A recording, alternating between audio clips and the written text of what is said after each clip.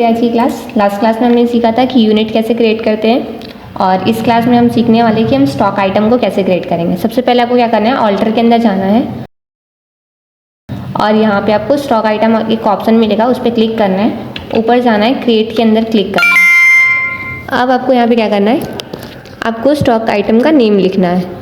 ठीक है, क्लिक किया यहाँ पे और कोई भी एक प्रोडक्ट का नाम लिखो। जैसे मैंने एक प्रोडक्ट का नाम लिखा एसएस प्लग। ठीक है, ये मेरा आइटम है। अब वो आइटम किस में जा रहा है, क्वांटिटी उसकी क्या है, मतलब वो किलो में जा रहा है, लीटर में जा रहा है, पीस में जा रहा है, सेट में जा रहा है, किस में जा रहा है। तो इसको एनओएस लेंगे क्योंकि ये नंबर्स के अंदर जाने वाला है। Specify details, HSN number. आपको जब भी परचेस की एंट्री करनी होगी ना, तो आपको एक पेपर दिया जाएगा जिसके अंदर HSN नंबर भी लिखा रहेगा। आपको वहाँ से HSN नंबर डालना है। सेल्स में वो नंबर नहीं मिलता है, लेकिन परचेस में वो नंबर आपको मिल जाता है। ठीक है, सेल्स करने के टाइम पे वो डिस्पैच बुक होता है, डिस्पैच बुक से वो आपको लेना होता है। लेकिन अगर कोई परचेस की एंट्री आप कर रहे हो तो उसमें परचेस बिल में आपको HSN नंबर मिल जाएगा, या फिर SAC करके नंबर लिखा रहेगा। ठीक है, स्पेसिफाई डिटेल्स। अब इस प्रोडक्ट के ऊपर टैक्स कटने वाला है, इसीलिए हम इसको टैक्सेबल रख रहे हैं। कितने % टैक्स कट रहा है वो आपको पेपर में चेक कर लेना है। कई बार ना वहाँ पे 2 GST होते हैं, जैसे कि CGST और UTGST। तो अगर CGST है और UTGST है तो दोनों में सेम टैक्स होगा। अगर एक में 6% है तो दूसरे में भी 6 ही होगा। तो आपको क्या करना है, दोनों को प्लस करके लिखना है 12। और अगर ऐसा हो रहा है कि IGST लिखा हुआ है, डायरेक्ट 12 लिखा है, तो प्लस करने की जरूरत नहीं है, डायरेक्टली आप उसको डाल दो। या फिर 18% है तो डायरेक्टली डाल दो। अगर 99% तो आपको प्लस करके डालना पड़ेगा। गुड्स एंड सर्विस, गुड्स आएगा इसमें। सर्विस तो वो चीज़ें होती है जैसे आप गाड़ी लेके जाते हो, सर्विसिंग कराते हो, फिर लेके आते हो। रूम क्लीनिंग होती है तो रूम सर्विसिंग होती है। ऐसी चीज़ जिसको आप देते हो वो यूज़ नहीं करना है उनको, खाली उसको चेक करना है, वॉश करना है और उसको फ्रेश करके वापस से मिल जाने वाला, वो होता है सर्विसिंग। और अगर कोई सामान बेच रहे हैं या खरीद रहे हो तो वो होता है हमारा गुड्स। ठीक है, तो यहाँ पे गुड्स आएगा। क्वांटिटी रेट आपको यहाँ पे नहीं डालना है फिलहाल। ओके, अभी हमने क्या किया, एक प्रोडक्ट बनाया। अगर आपको ऐसे और प्रोडक्ट्स बनाने तो आप और भी बना लो। एक और हम बना लेते हैं।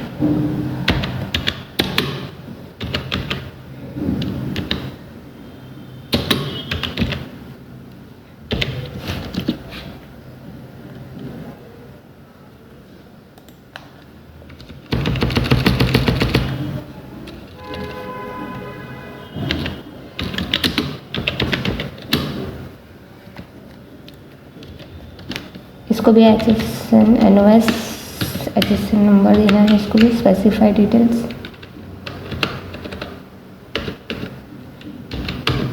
HSN नंबर 732,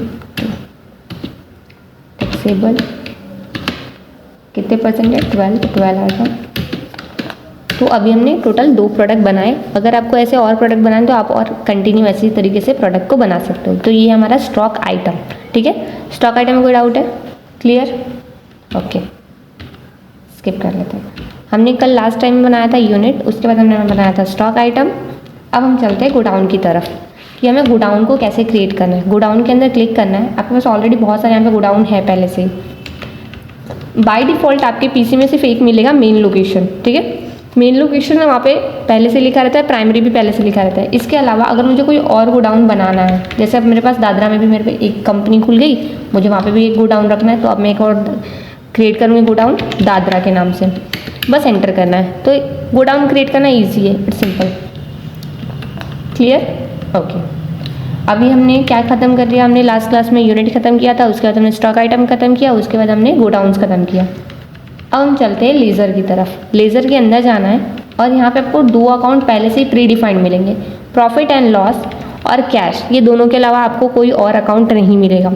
कैश के अंदर जाना है, बस आपको यहाँ पे नीचे ओपनिंग बैलेंस डालना है और जो भी बैलेंस आप डालोगे वो DR होना चाहिए। उसके बाद क्या होता है, प्रॉफिट एंड लॉस के अंदर जाना है और वहाँ पे पैसे डालना है, लेकिन यहाँ पे पैसे थोड़े कम देना क्योंकि ये लॉस टाइप का होता है, और CR रखना है। आप जो भी पैसे डालोगे वो यहाँ पे तुरंत डिडक्ट करके बैलेंस डिफरेंस बता देगा आपको। यहाँ तक क्लियर है? अब इसके बाद जो हम स्टार्ट करने वाले हैं वो है हमारा लेज़र, जिसमें हम पार्टी अकाउंट नेम क्रिएट करेंगे। और वो कहाँ होता है, वो यहीं पे क्रिएट होता है। ठीक है, क्रिएट के अंदर जाएंगे। सबसे पहले हम वो पार्टी का नाम लिखेंगे, जो भी पार्टी हम बनाने वाले हैं वो पार्टी का नाम यहाँ पे फिल करना है हमें। जैसे मैंने नाम ले लिया बैरोलियल कॉरपोरेशन। एक सेकेंड, मिस्टेक हो गया।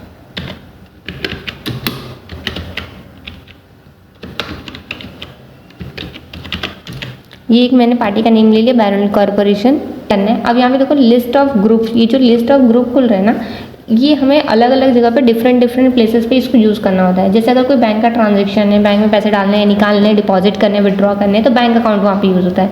कई बार ओवरड्राफ्ट भी हम यूज़ करते हैं। अच्छा, ज़्यादा करके जो हम यूज़ करते हैं पार्टी से रिलेटेड वो होता है हमारा सेंडरी क्रेडिटर और सेंडरी डेप्टर्स।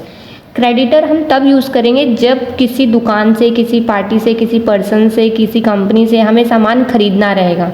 और डेप्टर हम तब यूज़ करते हैं जब हमें किसी को सामान बेचना रहेगा। ठीक है, तो बैरोनिल कॉर्पोरेशन से इससे मुझे क्या करना है, सामान को खरीदना है, मतलब मुझे सामान को परचेस करना है। तो यहाँ पे क्या आएगा, सेंडरी क्रेडिटर। पार्टी का नेम कुछ भी रहे, हमेशा आपको खरीदने वाले से क्या लेना है, सेंडरी क्रेडिटर। नीचे करंट लायबिलिटी आना चाहिए। करंट लायबिलिटीज़ का मतलब होता है कि आप थोड़े टाइम के लिए कोई सामान खरीद रहे हो और उसके बाद उसका पैसा पे कर दोगे तो वो सामान का क्या होगा, कर्जा उतर जाएगा आपका। अगर आप रेस्टोरेंट में खाना खाने जाते हो, आपने खाना खा लिया, जब तक आप बिल नहीं पे किए रहते हो तब तक आप क्या होते हो, उसके लिए सेंडरी क्रेडिटर।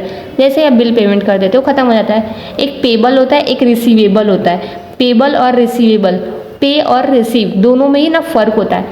पे और पेबल, पे मतलब आपने तुरंत कुछ पे कर दिया, पेएबल मतलब आप फ्यूचर में कोई चीज़ पे करने वाले हो, रिसीव मतलब तुरंत आपने कोई चीज़ रिसीव कर दिया, रिसीवेबल मतलब आप फ्यूचर में रिसीव करने वाले हो, ऐसा कॉन्सेप्ट हो जाता है। तो करेंट लायबिलिटी, करेंट मतलब ये क्या है, जब तक आप इसको पैसा नहीं दोगे तब तक ये क्या रहेगा, करेंट लायबिलिटी रहेगा। इसीलिए ये सेंडरी क्रेडिटर करंट लायबिलिटी के अंदर आता है। इससे आप सामान खरीदोगे, जब तक आप इसको पैसा नहीं दोगे ये आपका सेंडरी क्रेडिटर रहेगा। यहाँ तक क्लियर है? ओके, फिर एंटर करते हैं। उसके बाद हमें यहाँ पे नीचे इसका एड्रेस बताना है। अब देखो बहुत लोग क्या करते हैं ना कि एड्रेस कंटिन्यू ऐसे लिख देते हैं, चेक नहीं करते कि फॉर्मेट कैसा अच्छा लग रहा है। जैसे बैरोनिल कॉर्पोरेशन लिखा हुआ है यहाँ पे, तो अब नीचे थोड़ा हम दे देते कुछ हाउस नंबर, जैसे कि हाउस नंबर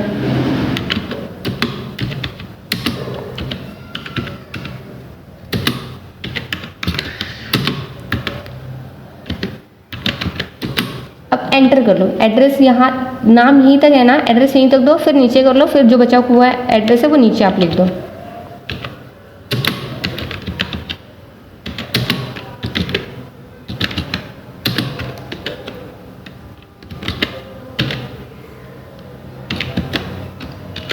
फिर एंटर करो, फिर जो बचा हुआ एड्रेस है वो नीचे लिख दो। पिन नंबर भी एड्रेस में डाल दोगे तो अच्छा रहेगा।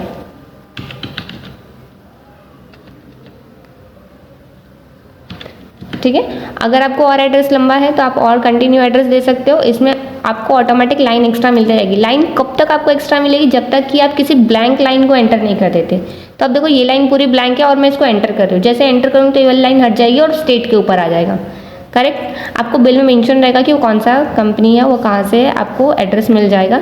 कन्फ्यूज़न होगा तो आप एक बार अपने सुपीरियर से भी पूछ लेना, जो आपसे ऊपर है उनसे पूछ लेना कि सर इनका एड्रेस क्या आएगा। ठीक है, तो मैं यहाँ पे गुजरात ले रही हूँ।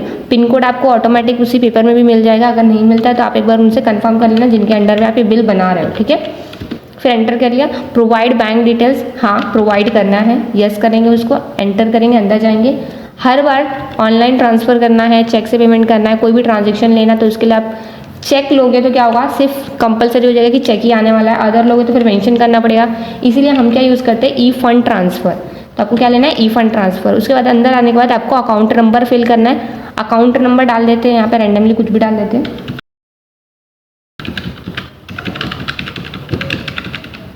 उसके बाद उसका एंटर करना है। फिर पूछ रहा है आईएफसी कोड। आईएफसी कोड वहाँ पे डालना है। जिस भी बैंक का है ना, उस बैंक का पहले 4 डिजिट का जो भी नाम है वो आएगा। जैसे मैं ले लेती हूँ HDFC है, और उसके बाद आपको 0 से स्टार्ट करना है आईएफसी कोड, और कोई भी नंबर दे देना है। ठीक है, और उसके बाद एंटर कर देना। 2 डिजिट हमने लास्ट में नंबर चेंज किया, बाकी आईएफसी कोड आप कुछ भी दे सकते हो, आपको मिल जाएगा इन्फॉर्मेशन वहाँ से। ठीक है, फिर बैंक का नाम। अब बहुत लोग ना क्या करते हैं ना कि कंफ्यूज रहते हैं कि पेपर में तो बैंक का नाम लिखा नहीं है, कहाँ से लिखूँ। बैंक का नाम पेपर में नहीं लिखा रहता है। जो परचेस का बिल आता है ना, उसमें पेपर में बैंक का नाम नहीं लिखा रहता है, लेकिन आईएफसी कोड लिखा रहता है। तो यहाँ पे देखो HSN नंबर लिखा हुआ है, आईएफसी कोड लिखा हुआ है, वहाँ पे HDFC लिखा हुआ है, तो बैंक का नाम तो वही होगा, BOB थोड़ी हो जाएगा। अगर ऊपर HDFC है तो ऊपर यहाँ पे बैंक का नाम भी HDFC होगा, तो HDFC डन। फिर एंटर करेंगे, एंड ऑफ द लिस्ट। यहाँ पे प्रोवाइड पैन नंबर, वो भी आपके बिल में ही मेंशन रहेगा, तो आपको क्या करना है, बस वहाँ से पैन नंबर उठा के डाल देना है। AAUFB7 पैन नंबर में मिक्स रहता है अल्फ़ाबेट, और वो 10 डिजिट का ये होता है, इससे ज़्यादा का ये होता भी नहीं। उसके बाद आपको एंटर करना है, रेगुलर रखना है। उसके बाद आपको रेगुलर रखना है, एंटर किए जीएसटी नंबर। जीएसटी नंबर आगे स्टेट डिफाइन करता है 26 है, गुजरात के लिए यूज होता है 26, दादरा एंड नगर हवेली मतलब वो अलग अलग रहता है। दादरा एंड नगर हवेली का 26 है, गुजरात का शायद 24 से स्टार्ट होता है, तो आपको वहाँ से मिल जाएगा, ठीक है। फिर जीएसटी नंबर आप भर देंगे। यहाँ पर मैं रैंडमली दे रही हूँ, 15 डिजिट ही होता है इसका, इससे ज़्यादा वो होता भी नहीं है, ठीक है। मैंने गलत डाला है यहाँ पे, आपको वहाँ से करेक्ट मिलेगा, वही इन्फॉर्मेशन वहाँ पे टाइप करना है आपको, ठीक है। उसके बाद आपको करना है एंटर करना है, एंटर प्रोवाइड बैंक डिटेल्स। अच्छा, ओपनिंग बैलेंस यहाँ पे कुछ नहीं आएगा, ओपनिंग बैलेंस नहीं आएगा, provide bank details already yes है हमारा। उसके बाद उसको यस कर देना है, एक्सेप्ट करोगे तो वो एंट्री सेव हो जाएगी। अगर उसको चेक करना है तो आपके कीबोर्ड में एक ऑप्शन होता है पेज अप, पेज अप करोगे तो वो इन्फॉर्मेशन दिखने लगेगी। अच्छा, इसमें बहुत सारी है ना, तो 1 मिनट स्किप करके बाहर आ जाओ। कीबोर्ड में जो पहला बटन होता है ना, कीबोर्ड में सबसे पहला ऊपर का एक बटन होता है, उसमें क्लिक करोगे तो बाहर आ जाओगे। उसके बाद नीचे देखना है, आपको वो नाम मिल जाएगा। यहाँ ये मेरा बी से था, BA barrel corporation, name wise arrange होता है इसलिए वो पहले ही दिख रहा है। अगर कोई और नाम होता तो नीचे भी वो दिख सकता था, ठीक है। तो ये रहा नाम, इसको ओपन किए। प्रोवाइड बैंक डिटेल्स, यहाँ पे नो क्यों दिख रहा है, हमने तो फिल किया था, वो इसलिए नो दिख रहा है ना क्योंकि सिक्योरिटी वाली चीज़ें ना बाद में नो हो जाती है। अंदर जैसे आप यस करके अंदर जाओगे ना तो आपको डिटेल्स दिखेगा, उसमें कोई कन्फ्यूज़न नहीं है, ठीक है। पर यहाँ से क्या होता है, जब बाहर से अंदर जाके चेक करो तो नो ही दिखता है। तो ये हमने बनाया कि पार्टी अकाउंट नेम कैसे क्रिएट होता है। यहाँ तक क्लियर है? ओके। अब कुछ और इन्फॉर्मेशन वो भी आप देख लो। यहाँ पे जब भी हम किसी से परचेस करने वाले हैं ना तो उसके लिए हमेशा परचेस अकाउंट बनाते हैं। ये आप नोटबुक में लिख लेना, लेजर क्रिएशन करके name purchase account, under purchase account, type of ledger not applicable, ये 3 लाइन लिखना है आपको, बाकी आप स्किप कर सकते हो। उसके बाद आपको एंटर कर लेना है, ठीक है। ओके, उसके बाद स्किप कर लेते हैं। अब हमें क्या करना है, डायरेक्टली हमें वाउचर के अंदर आना है। वाउचर के अंदर हम आ गए।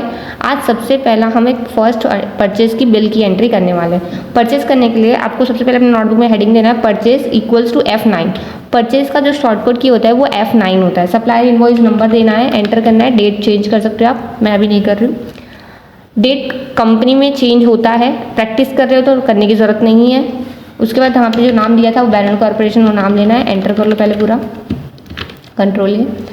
परचेस लेज़र में हर बार परचेस अकाउंट आएगा, नाम कुछ भी हो पार्टी का, परचेस लेज़र यहाँ पे पूछ दिया तो परचेस अकाउंट ही आएगा, कंपलसरी रहेगा, ठीक है। उसके बाद वो प्रोडक्ट जो हमने प्रोडक्ट बनाया था, प्रोडक्ट ले लो, कितनी क्वांटिटी है, कौन से गोडाउन में रखने वाले हो, ये सारी इन्फॉर्मेशन यहाँ भरना है। तो स्पेस करो, यहाँ पे आपको लिस्ट ऑफ गोडाउन दिख जाएंगे। तो जो हमने बनाया था वो क्या था, दादरा था, तो दादरा यहाँ से ले लिया। कितनी क्वांटिटी चाहिए आपको, क्वांटिटी ले लो, मतलब मैंने 25 लिया। पर रेट 6000, कोई भी रेट आप ले सकते हो, एंटर करो। प्रैक्टिस कर रहे हो तो अगर कंपनी में काम करो तो वो एग्जैक्ट रेट आपको पूछना पड़ेगा उनसे। फिर एंटर कर लिया। एक और प्रोडक्ट ले लेते हैं, हमने एक और कुछ बनाया था ना, हाँ रोज बनाया। सिलेक्ट, फिर क्वांटिटी, स्पेस करो, कौन से गोडाउन में स्टोर करने वाले हो वो, कितनी क्वांटिटी चाहिए 26, प्राइस कितना है और अमाउंट, ये ऑटोमेटिक आ जाएगा। यहाँ तक क्लियर है? अब देखो यहाँ पे मेरा फाइनल अमाउंट है और मेरा सेल यहाँ पे है। आप स्पेस करोगे तो मिलेगा आपको लिस्ट ऑफ स्टॉक आइटम। अब कोई और आइटम नहीं चाहिए तो आप एंड ऑफ लिस्ट करो और नीचे आ जाओ। तो जो फाइनल लाइन है, इस फाइनल लाइन से आप नीचे हो ना, अब स्पेस करो कीबोर्ड में तो देखो क्या खुल रहा है, लिस्ट ऑफ लेजर अकाउंट। अब क्या खुल रहा है, लिस्ट ऑफ लेजर अकाउंट। तो अब हम क्या करते हैं, इसमें GST भी निकाल लेते हैं। क्रिएट में जाएंगे, सबसे पहले ऊपर जाना है, क्रिएट करना है। परचेस के लिए तो इनपुट GST, सेल्स के लिए तो आउटपुट GST। तो अभी हम परचेस कर रहे हैं तो हम परचेस के लिए बनाएंगे। और अगर कभी ऐसा कन्फ्यूजन रहता है कि इनपुट लगाऊं या आउटपुट लगाऊं तो लगाओ ही मत, ठीक है। लेकिन फिलहाल हम प्रॉपर सीख रहे, तो इनपुट क्या लगा रहे हैं हम, CGST, IGST, UTGST, ये तीनों में से कोई एक GST लगेगा आपका, तो मैं लगा रही हूँ IGST। एंटर। GST चाहे कोई भी हो, आपको हर बार क्या लेना है, duties and tax. Duties and tax CGST में भी आएगा, UTGST में भी आएगा, SGST में आएगा, सब में ड्यूटीज़ एंड टैक्स ही आएगा, ठीक है। GST है तो GST आएगा, ऊपर IGST तो यहाँ से भी IGST। कितने % हमने लिया था, वहाँ पे लिया था 12, तो यहाँ पे भी हम 12 ही लेंगे, ठीक है। नॉट एप्लीकेबल, इसको भी आपको नोटबुक में हेडिंग देना है, GST क्रिएशन लेजर, आपको इसको भी लिखना है नोटबुक में। Ctrl+A करोगे, एक्सेप्ट हो जाएगा। अब यहाँ पे हमारा GST का नंबर प्रिंट हो गया। GST का हमें क्या करना है, अभी अमाउंट निकालना है। Alt+C करो, नीचे कैलकुलेटर खुलेगा। अमाउंट, ये जो फाइनल अमाउंट है ना, ये वाला अमाउंट आपको वहाँ पे टाइप करना है, उसको इंटू कर दो। कितने % है हमारे पास, 12। और फिर एंटर करो, तो आपका जीएसटी निकल गया। यहाँ तक क्लियर है? हमने एक बिल बनाना सीख लिया अभी परचेस का। तो आज की क्लास में बस इतना ही, बाकी हम कल की क्लास में कंटिन्यू करते हैं।